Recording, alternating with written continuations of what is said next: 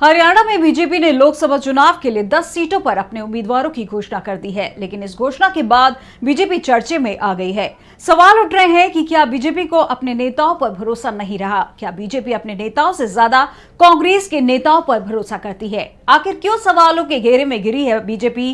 क्या है पूरा मामला? जानने के लिए देखिए ये रिपोर्ट। हरियाणा में बीजेपी को लेकर विवाद तेज है। लोकसभा चुनाव जारी है, उम्मीदवार नामांकन भरने की प्रक्रिया में है। इसी बीच बीजेपी ने हरियाणा में 10 सीटों पर अपने उम्मीदवारों का ऐलान कर दिया है, लेकिन इन उम्मीदवारों की सूची जारी होते ही बीजेपी हाईकमान पर काफी सवाल उठाए जा रहे हैं कि बीजेपी को अपने नेताओं पर भरोसा नहीं रहा या क्या बीजेपी को अपने नेताओं से ज्यादा कांग्रेस नेताओं पर भरोसा है।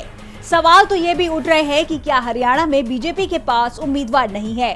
दरअसल बीजेपी की लिस्ट में 10 में से 6 उम्मीदवार कांग्रेस के नेता रह चुके हैं, जिनमें नवीन जिंदल और रणजीत चौटाला को तो पार्टी ज्वाइन करने के घंटे भर में टिकट दे दी गई थी। तो सिरसा सीट से प्रत्याशी बनाए गए अशोक तंवर को भी बीजेपी में शामिल हुए मुश्किल से 2 महीने हुए हैं और इनमें से सबसे ज्यादा चर्चे में नवीन जिंदल की उम्मीदवारी है। बीजेपी ने 2009 से 2014 तक केंद्र में कांग्रेस सरकार पर कोयला घोटाले को लेकर नवीन जिंदल को जमकर घेरती रही है, लेकिन बीजेपी में शामिल होते ही नवीन जिंदल का दामन साफ हो गया है।